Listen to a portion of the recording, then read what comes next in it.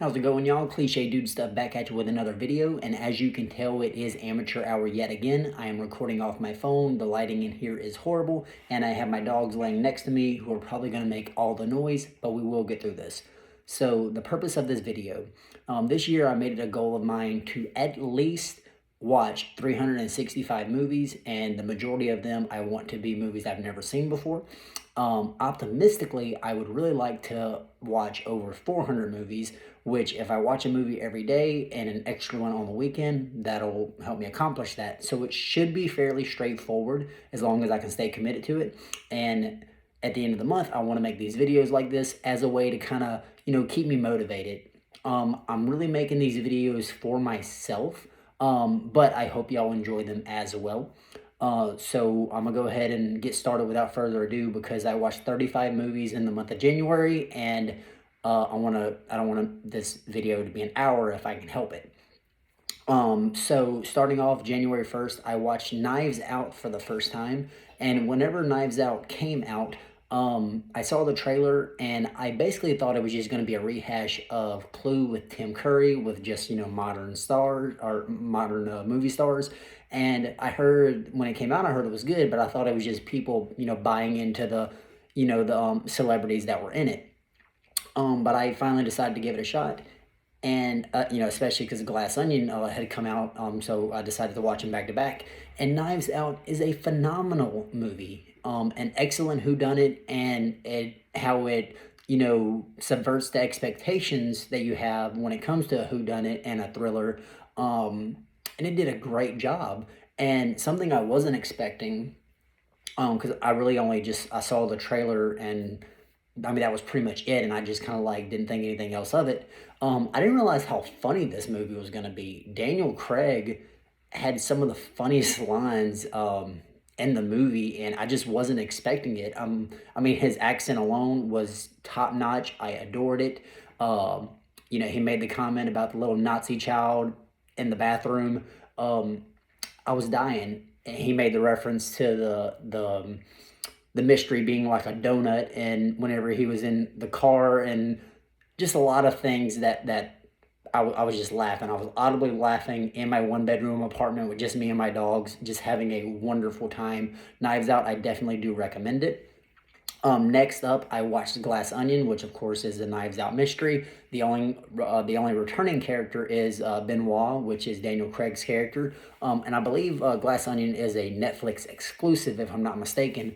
I do think it is a step down from Knives Out, but that's not to bash it. Knives Out was phenomenal. It would be hard to kind of replicate the success of the first movie. But Glass Onion, I do think did. I think it did a fantastic job as well. I do think that it maybe dragged on a little bit longer than it could have. It wasn't quite as funny as the first one, which I know that's like a subjective thing. It may have been funnier for some people. And the mystery wasn't as strong, but to me, it was still a really enjoyable experience. I would probably rewatch Knives Out before I would watch Glass Onion again, but again, not to say that Glass Onion is a bad movie. I thoroughly enjoyed both of them, just Knives Out a little bit more. And then moving on to the third movie I watched this year, one I was really, really looking forward to, and it did not disappoint, was The Menu, starring Anya Taylor-Joy. I know some people pronounce it Anya. I've heard it both ways. I believe Anya Taylor-Joy is how she pronounces it, but feel free to correct me if I'm wrong. Anya Taylor-Joy is one of my favorite actors to date. For one reason is just she does phenomenal work. She's always the standout performance in basically any movie she's in. And also another reason I really respect her is the way she selects her roles, at least from the outside looking in. I feel like she is very strategic and very she chooses the roles that she accepts like very carefully, I feel like. And any movie that she's in, any role that she plays, it seems like it was made specifically for her, and she knocks it out of the park every time. The Menu is no exception. I mean, and The Menu is a great movie in and of itself, but her performance, top notch. Now, the first three movies here, Knives Out, Glass Onion, and The Menu, one possible criticism, one that I've heard, is that, these movies are made by rich and powerful people, and they're kind of bashing rich and powerful people. It's like they're made by the 1%, bashing the 1%. So it almost seems kind of disingenuous. But if you kind of take that part out of it, I think all three are really enjoyable movies. And again, The Menu is no exception. Really, really great movie, I think. And again, it was a lot funnier than I thought it was going to be as a horror slash thriller, whatever it's classified as. It's also, again, a really funny movie. I was audibly laughing while I was watching this movie. I had a great time.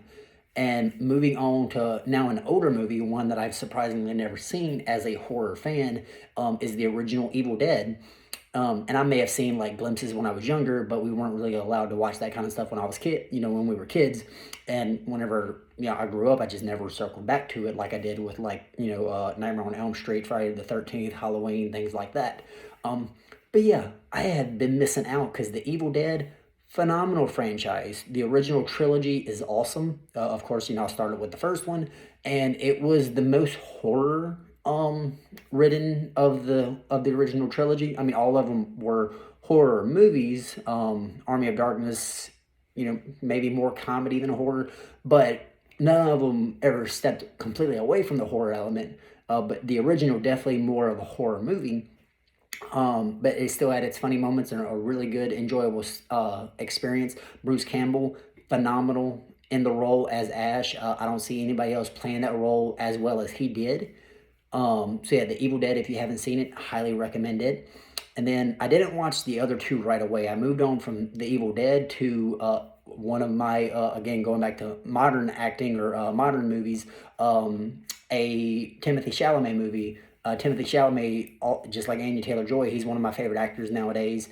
Bones and All, which is basically, if you haven't heard of it, is basically a cannibal love story that had me crying at the end. Bones and All, it's not for, if you have a weak stomach, I wouldn't watch it. I do recommend it, but you have to be prepared going into it. There is a lot of, I mean, it's a cannibal love story. So, it's people eating people and, fingers getting bitten off, things like that. There's some pretty disturbing scenes. That goes without saying. But I definitely do recommend it. And by the end really hit me, just on a personal level. Just the last scene, especially with the song that was playing as it was going into the credits, it was just me and my dog sitting on my couch in my one-bedroom apartment. I was crying like a baby, and I enjoyed every second of it. It was like an enjoyable cry, one that I had to get out, and I loved it. Bones and All, definitely recommend it if you haven't seen it already. Just again, be prepared for the body horror, I guess, for lack of a better term, that you're going to be getting into. It can be pretty disturbing if you're not prepared for it. Then I went from that to more of an action movie, Bullet Train, which, just like Knives Out, I saw the trailer when it was originally scheduled to release, and I just thought like, oh, it's got Brad Pitt. They're just going to sell it on his name. It's not going to be all that great. Then I heard some buzz around it, and I decided to give it a shot, and it was a really enjoyable action comedy. And just like Glass Onion, I feel like it maybe went on a little bit too long, would be one of my only little nitpicks. But as an action movie, and again, action comedy, whatever it's labeled as, I had a really fun time watching it. And again, I'm probably going to say that about most of the movies on this list, is I recommend watching it. Moving on to, now this is one of them.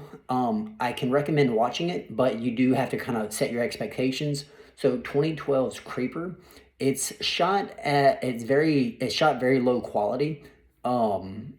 It's about basically these girls that kind of set this guy up, they kind of bait him into like some perverted things. I mean, not that he's a good guy, but I guess there's really no good guys or no good people in the movie. They're not great people, but then he turns in, he tries to kill him and all this stuff. You can't really take it seriously. It's just kind of like the old sci-fi movies from back in the day on the Sci-Fi Channel. As long as you go into it expecting kind of a little campy, whatever, like almost like a home video style thing, you can have a fun time with the movie. Just, I mean, don't expect, the next Exorcist or anything like that. But I can recommend it. You know, it's worth watching at least one time. May not be something that you circle back to, you know, every year or anything like that. But I do think it's worth watching at least the once. And then from that is where moving on from that is where I finished the original Evil Dead trilogy. Um, at this point, it is movie 8 and 9 of the month. So Evil Dead 2, um, a lot funnier than the first one. Not quite as comical as Army of Darkness, which is the third one. But Evil Dead 2, probably my favorite Evil Dead movie. And whenever I watched that one, it kind of cemented the Evil Dead franchise as probably my favorite horror franchise. And it could be just because, you know, recency bias. I just watched it and I felt like I had been deprived from that my whole life. Obviously, it's my fault. I didn't go out of my way to watch them.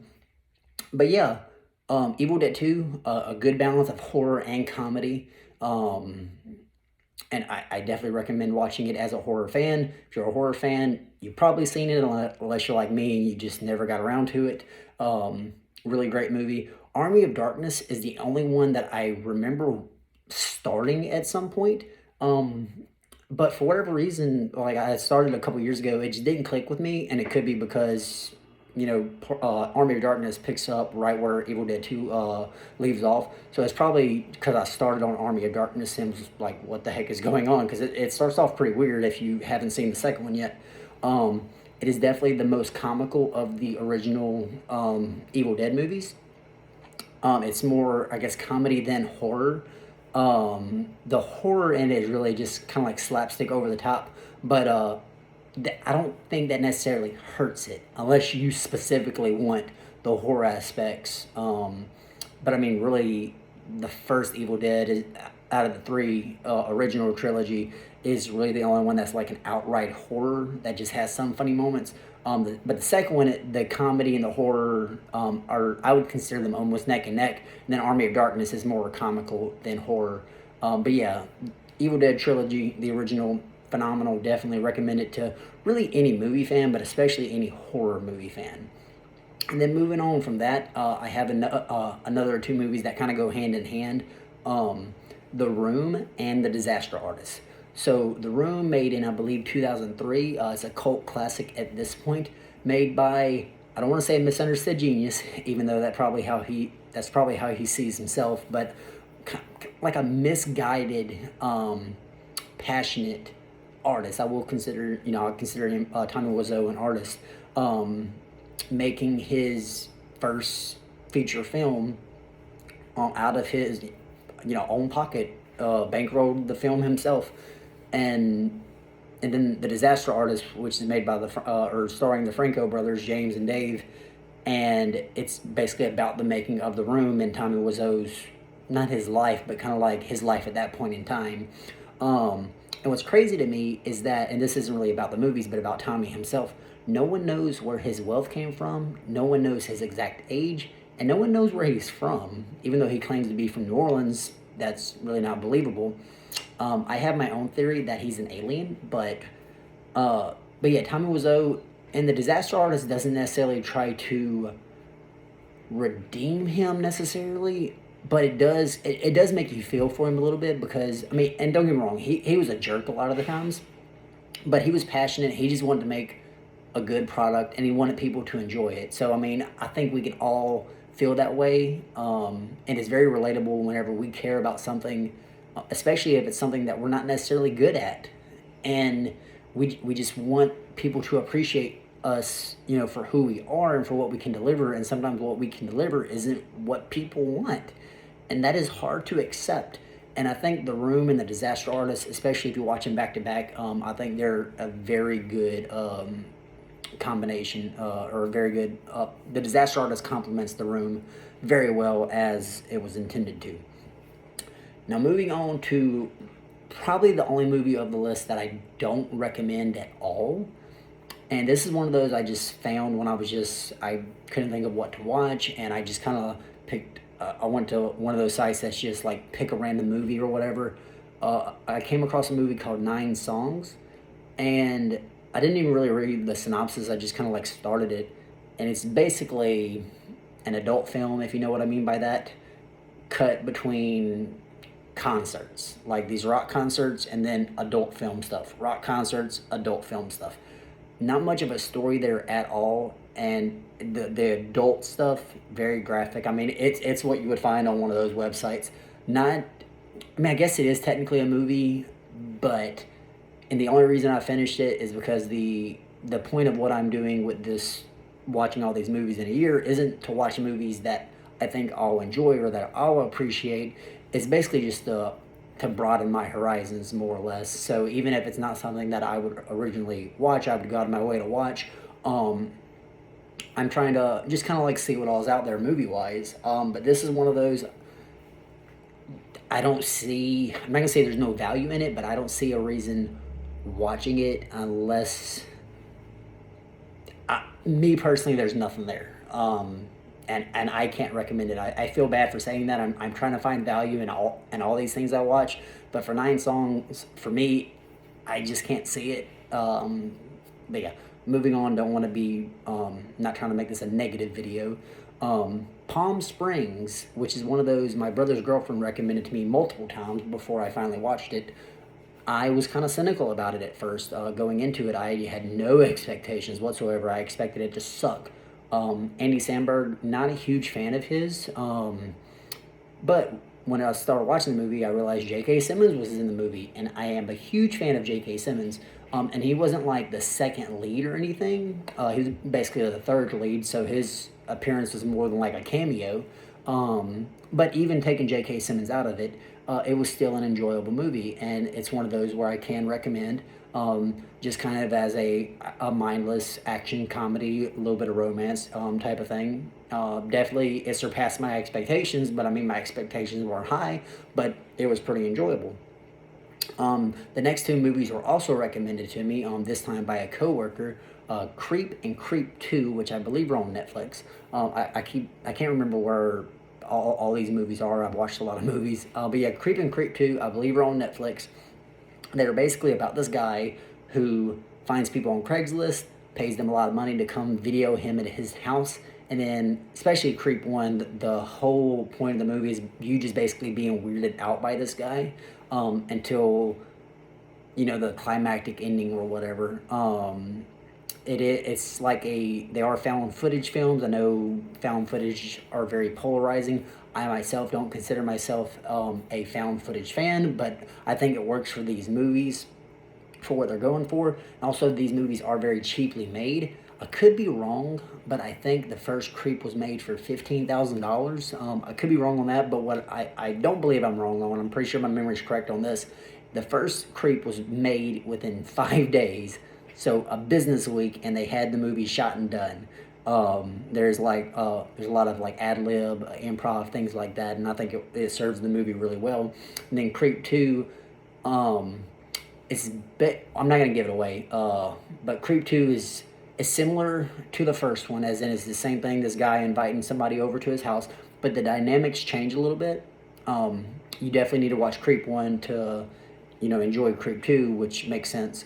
But I definitely do recommend those movies at least once. They are slow burns, like a lot of found footage movies are, but I think the payoffs are worth it. And I do think it's worth watching both of them. And moving on to the next 2 movies I watched, I didn't watch them back to back like I did with the Creep movies, but I'll just talk about them back to back. The Puss in Boots movies.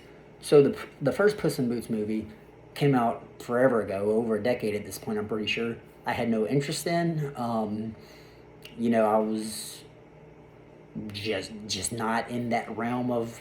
It wasn't in the realm of anything I cared about. Had no interest. I think I heard about it once and then just moved on. Couldn't care less. Well, anyway, flash forward to where we are now. I heard about Puss in Boots: The Last Wish, which is obviously the sequel, and I heard how good it was. And I was like, well, let me go ahead and watch both of them, which you can watch The Last Wish without watching the original Puss in Boots movie. But I wanted to watch them, back to back, just so I can, say that I did. And the first Puss in Boots movie, really cute. The animation, really adorable with all the animals, and just the fairy tale creatures, all the things. As far as storyline, it's pretty basic, but it's not a bad movie by any means. But holy crap, Puss in Boots: The Last Wish, you probably already know right now, or know by now, one of the best animated movies of all time. from the animation, taking inspiration from Into the Spider-Verse and, Attack on Titan, if you've seen that, side-by-side comparison of the rooftop scenes, the storyline, the way it handles anxiety and mortality, facing your own mortality, things like that, and the villains. I mean, all the characters, but specifically the villains, and more specifically, Death himself. Not death metaphorically, not hypothetically, death straight up. Probably, I think it's not hyperbole to say probably the best animated villain of all time.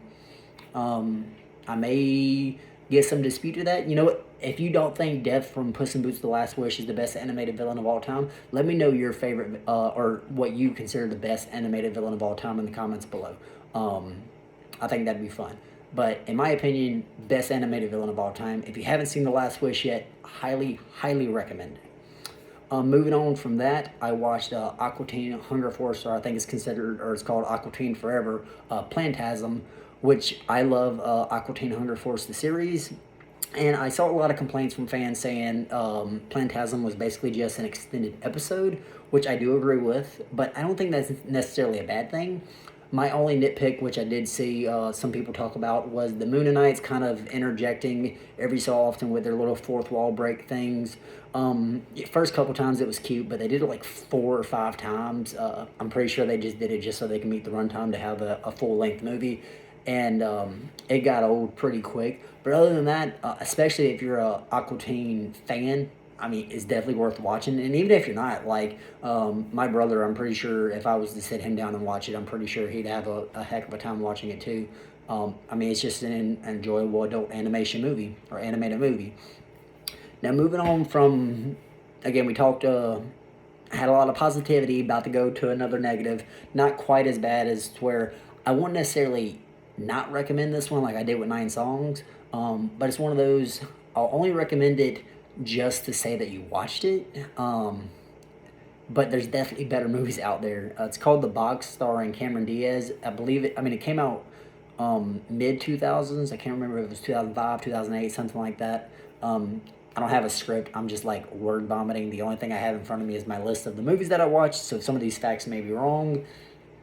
But anyway, so the premise is there's a box. If you press a button, you win $1 million, but then someone you don't know dies. But it goes off the rails. It gets so far away from that premise.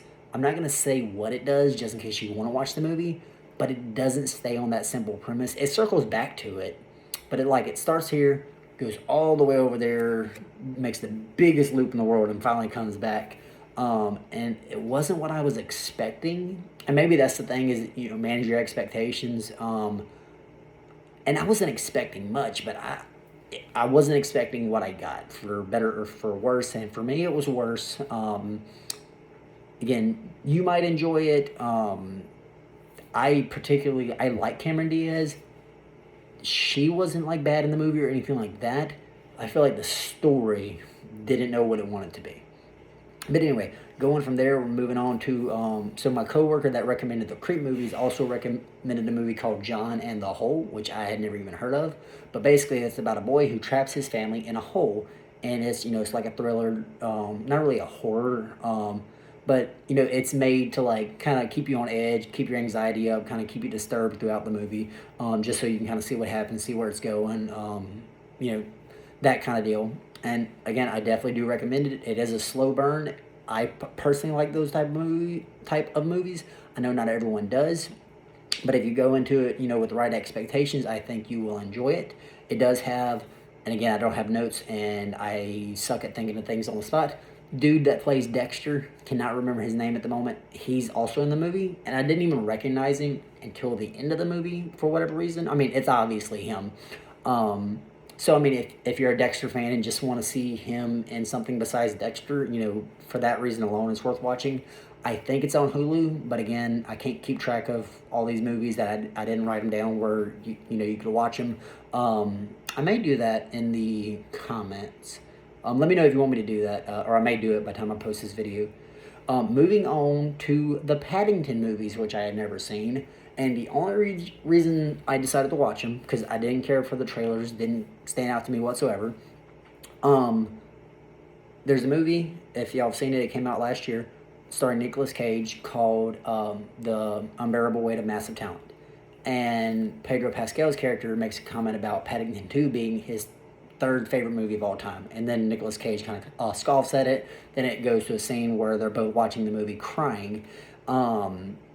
And so I decided to, and I know that's meant to be like a joke, it's not meant to be taken seriously, but I decided to watch the Paddington movies because of that scene, and they are wonderful, adorable, precious movies. And if you haven't seen that movie and you want to feel good, both of them. And unlike Puss in Boots, like with the Puss in Boots, you can watch The Last Wish without watching the first one. This one, you probably want to watch the first Paddington movie just so you can get the whole family dynamic and all that fun stuff. But I do recommend watching both of them. Second one, I mean, I think they're both good. Second one probably is better, but they're both very precious movies, and I think that's one. A lot of these movies are meant for like a more adult audience, but the Paddington movies definitely it's made for kids, but the whole family can enjoy both of them. Really good. And watching the Paddington movies gave me a Wes Anderson feel, just like with the way they did the colors and all that fun stuff. So I thought it was a good idea to go down the Wes Anderson filmography, which I did. So I started with Bottle Rocket, which was Wes Anderson's debut film, and I didn't never even heard of it. I don't want to say half, a good chunk of these movies I either didn't, I haven't heard of or I've never seen before. I started doing, this goal of mine. But yeah, Bottle Rocket, never even heard of it. And it was Wes Anderson's debut film. It's also Owen Wilson's debut acting role. And little known fact, at least to me, Wes Anderson and Owen Wilson were roommates in college. And they made a short film called Bottle Rocket. And then that got picked up to be a feature film. And it didn't do great as far as like making money or getting, critically acclaimed, things like that. But it kind of set in motion Wes Anderson's career. And the way I heard it is that Bottle Rocket walked so Rushmore could run, so the Royal Tenenbaums could fly. And I think that's a good way of putting it. But Bottle Rocket, if you haven't seen it, phenomenal movie, especially for a directorial debut. And you see a lot of Wes Anderson's style, even for his first movie. You see it right off the bat, especially like the quippy dialogue, the quippy characters, just kind of like the quirkiness that we know Wes Anderson for. A lot of it started, in the way the camera work, all that fun stuff. It's a funny movie. There's heart to it. You hear Owen Wilson say "Wow" for the first time. Really, really, I think it's a great movie. Again, especially for a debut film. And then from there, I watched an anime called Midori, which is considered it's considered the most disturbing or the most banned anime of all time. And it is, there's some disturbing imagery, especially what happens with the main character and how she's treated. It's not necessarily an enjoyable film. I think the only reason you would watch it is the same reason I watched it, just to check it off a bucket list. I heard a lot of people saying, don't watch it, it's going to mess you up, most disturbing movie of all time. Kind of like with The Conjuring, how that got so overhyped. Except with Midori, when it came out in the 90s, it probably was the most disturbing anime of all time. Nowadays, it didn't, make me super uneasy, and I hope that doesn't mean, I'm a bad person or anything, but, again, a lot of bad things happen, but just with the animation and stuff, again, it was made in the 90s, so, I don't think, as long as you're prepared for it, I don't think it's going to scar any adult person, but it's not a particularly enjoyable watch. Again, you would only watch it just to kind of say that you watched it, just to see what all the fuss is about. Then moving on to that is one of the first movies that it's kind of like The Menu, how I set my own expectations. The Whale, starring Brendan Fraser, his kind of like comeback role. I had super high expectations that I set on the movie myself, not from critics or reviewers or anything like that. And I personally, and I know some people were disappointed in the story of The Whale. I personally loved the movie. I was at the theater. There was me. I was by myself, and 3 rows down there was a couple. No one else was in the theater. So, we didn't have to deal with a whole lot of chatty people or anything like that. I was crying by the end of the movie. I was able to just sit there and cry. I was able to take my time. And I was there until the credits were over. And then whenever I was leaving, I noticed that couple was still there. And they were both holding hands, crying, really enjoying the experience as well. Um, the story wasn't as deep as it could have been, I'll admit. But the acting, in my opinion, more than makes up for it. Um, and of course, Brendan Fraser gets a lot of the praise, and rightfully so. He should win an Oscar. If he doesn't, I don't know. Everybody in the movie, and I'm not going to go through names because, again, I don't have any notes. I can't remember, with all these movies, I can't remember all the actors. I'm sorry. Everybody did a phenomenal job. And one of the characters stood out to me, maybe more than like some other people. There's a missionary character, and I'm not going to really spoil anything. But there's a missionary character that comes and kind of enters Charlie's life. And I grew up very religious, very in church, and kind of his story and his arc, if you will, resonated with me. And it didn't hit me as much as Brendan Fraser, Charlie's character. I hope I'm remembering the main character's name right. Again, a lot of movies, but it didn't hit me as hard as Brendan Fraser's character. But his little missionary's arc, which kind of felt like it may have been unnecessary to some people from what I was reading. I think it added a lot to the story. And it personally resonated with me a lot. Again, just personal reasons, if nothing else. Anyway, so I definitely recommend that. Again, know what you're getting yourself into. You will cry. It is not a fun watch, but great performances. Highly recommended. Moving on from that, going back to Wes Anderson. So after The Whale, I went back to Rushmore, which was the second movie of Wes Anderson's. The Royal Tenenbaums, Life Aquatic, and Darjeeling Limited. I never even heard of Darjeeling Limited before. As you can tell, I'm even having trouble saying it. But before I started doing these movies, I'd never even heard of it, and that's a slight on me, not Wes Anderson. So Rushmore is basically a coming of age story. Max Fisher going to this elite school, ends up getting kicked out, and basically just trying to find where he fits in, or not necessarily fits in, but trying to find what fulfills him. And we see Bill Murray make his Wes Anderson debut. Really good movie, and we see a lot of the Wes Anderson isms show up.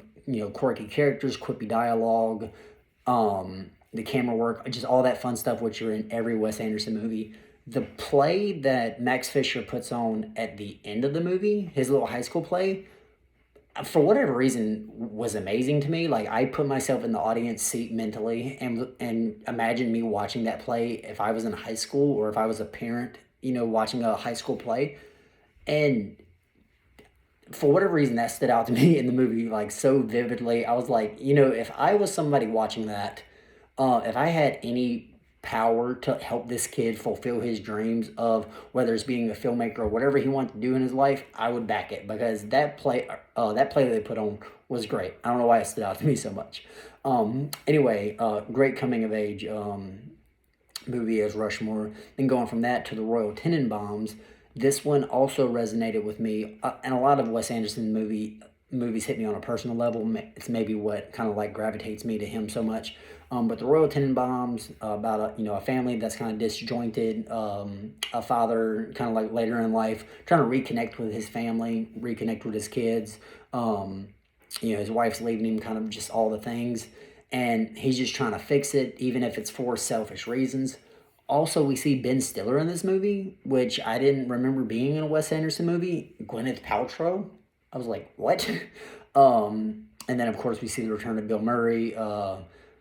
Just kind of Wes Anderson kind of has like a returning ensemble that are in basically every movie, whether it's Owen Wilson, Bill Murray, and then later on we see Jeff Goldblum, Edward Norton, just a lot of people just just keep showing up in his movies, and it just kind of shows the commitment that they have to him as a filmmaker. But yeah, the Royal Tenenbaums, we really see like his Wes Anderson's use of color really come to play. and The Royal Tenenbaums probably has the most heart out of the movies up to that point, as far as the family dynamic and the characters really connecting. There is one scene that was kind of jarring, involving something that I've dealt with as far as like self harm and things like that, suicidal thoughts and whatnot. A scene does happen that if you're not expecting it, can kind of blindside you, which it did with me. So be prepared for that, but highly, highly recommend all these movies, all the Wes Anderson movies. Watch all the Wes Anderson movies. Then moving on from that to The Life Aquatic, this time actually starring Bill Murray as the lead character. Steve, and again, I don't have my notes. I think it's Sisu or Zeus Zissou. I think it's Steve Zissou. But again, I'll probably finish recording this and realize I was wrong, but it's fine. Basically about a man more or less past his prime that's still trying to prove that he has something to prove is one way to look at it. And I saw this movie when I was real young. My dad watched it. I remember bits and pieces, but I'd never seen it as an adult until I watched it this month. And I feel like there's so many different meanings you can take from this movie. That's the one that currently hits for me, is that someone who, again, feels like he has something to prove, but isn't sure if he actually can prove it or even has it to prove, even no matter how much he wants to prove it, if that makes sense. Like, I don't know if I'm worth it, but I really want to prove I'm worth it, kind of thing. But yeah, and again, same old, same old. Lots of good dialogue, lots of good characters, lots of the camera movement, and all. Just, I am in love with the way Wes Anderson does the camera work. Just how he pans from room to room, and when you watch a Wes Anderson movie, you kind of know what I'm talking about. But yeah, just everything about Wes Anderson, I am in love with. Then we move on to the Darjeeling Limited. Darjeeling Limited. I will say that without stuttering at least once. Again, personal reasons, this resonates with me. Some brothers are basically trying to reconnect, go on a spiritual journey, as Owen Wilson's character calls it, after their dad dies. And the whole movie is basically them just trying to reconnect as a family. And it's just done really, really well. And it reminds me about my relationship with my brothers. Well, I'm not going to jinx anything.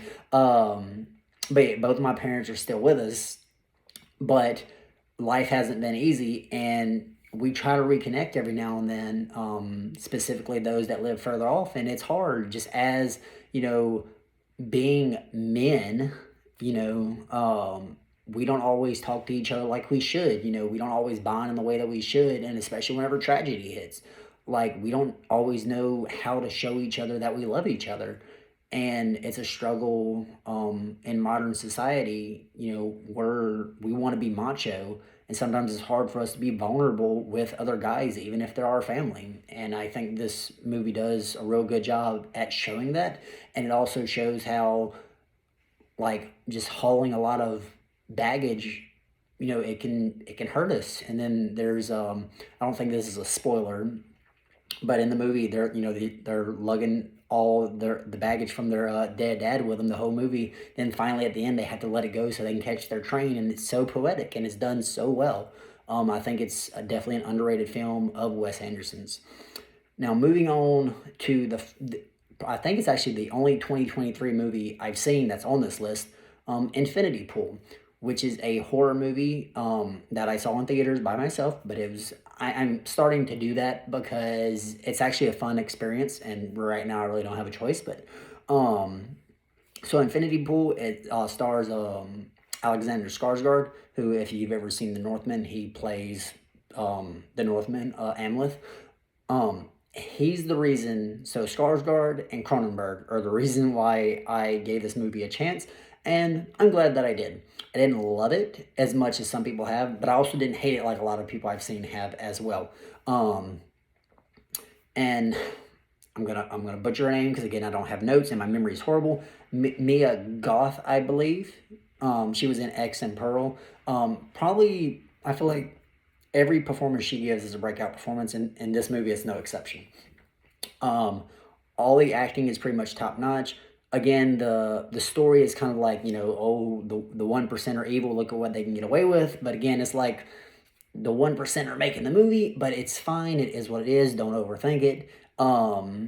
It is a very brutal movie. I recommend it as a horror fan, as a thriller fan, all the things. It's very graphic, both in a sexual sense. There's a lot of sexual stuff, a lot of weird sexual stuff, and there's a lot of graphic violence. I watched the rated R version. Apparently, there's a rated NC-17 version, which I haven't seen.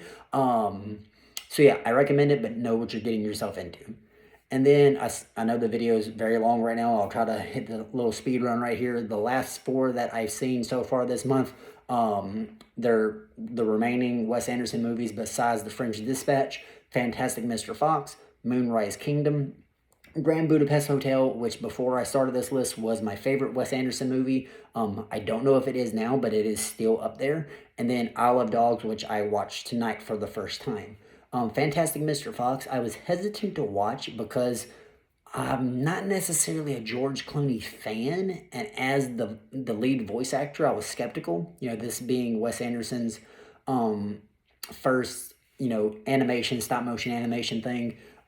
Since it was Wes Anderson, I gave it a shot, and I wasn't disappointed.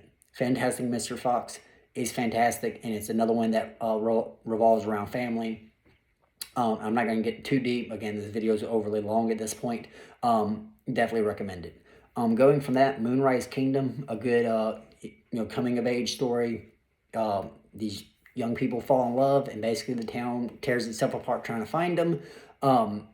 Bill Murray's in it, kind of like the cast you expect at this point, except also, Bruce Willis, who I didn't know was in a Wes Anderson movie. Not a big fan of Bruce Willis usually, but he was great in the role that, they made the role, it seemed like, specifically for him, and he did a really good job. We see Edward Norton make his return to Wes Anderson movies, which I believe or was this his Wes Anderson debut, now that I think about it? Not 100% sure.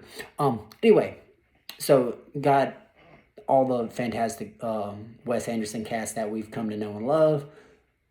It's same old. I feel like I say the same thing for every Wes Anderson movie. The story, it has heart. Camera work is phenomenal. Dialogue, always funny, always quippy, always quirky. Color palette, just the whole thing. Grand Budapest Hotel is all those things ramped up to 11, in my opinion. Every frame, it seems like, in the Grand Budapest Hotel could be in an actual picture frame. It seems like the whole movie was made to be in an art museum. It's phenomenal. I may still consider it to be my favorite Wes Anderson movie. We see Willem Dafoe, who's been in Wes Anderson movies. I'm gonna forget people, but he plays a fun part. Jeff Goldblum returns. Bill Murray's not in this one, I don't believe, but I could be drawing a blank. He's in most of Wes Anderson's movies. But yeah, Grand Budapest Hotel, a phenomenal, fun movie. I think even if you don't care for Wes Anderson generally, I feel like this is it's like so Wes Anderson. It causes people to gravitate to that movie. I feel like, even if you're not a Wes Anderson fan, if that makes sense. Maybe not. Could be just the way I'm seeing it as a Wes Anderson fan, but I highly, highly recommend the Grand Budapest Hotel. Then lastly, Isle of Dogs, which again, I watched for the first time tonight, and it's unfair of me, but I can't help but compare it to Fantastic Mr. Fox because they're both, stop motion animated Wes Anderson movies. I feel like Fantastic Mr. Fox is a smidge better. But I haven't really, Isle of Dogs hasn't really sat with me as much as Fantastic Mr. Fox has, considering I just watched it. It does have Bryan Cranston in it, though, which is insane to think about. But I definitely do recommend watching it. All the movies on my little list here, I recommend watching, pretty much besides 9 Songs, because just for me personally, it's not really a movie, but if you disagree, definitely let me know in the comments. So yeah, that's basically what I have for y'all for the month of January. 35 movies in total. I have watched other things, like I watched Chainsaw Man. Fantastic anime. It's not a movie, which is why it's not on this list. But season 1, phenomenal. I've been watching Cowboy Bebop. Last of Us, also a great show. Episode 3 it's up to episode 3 is what I'm trying to say. And now my dog's sighing because he wants me to be done with the video. So I'm gonna go ahead and wrap it up. Let me know what you think of these movies in the comments below. If you agree with what I'm saying, if you disagree with what I'm saying. I know a lot of these I just kind of rambled, especially all the Wes Anderson movies. I basically said the same thing for all of them. I'm sorry. But I'm going to try to do these at the end of every month. Hopefully y'all will look forward to it. And again, if for nothing else, it'll be for my sake, just so I can kind of keep up with this thing and make sure I stay motivated to see this thing through. And yeah, that's the end of it. I hope everyone has a great day, and I will see y'all later.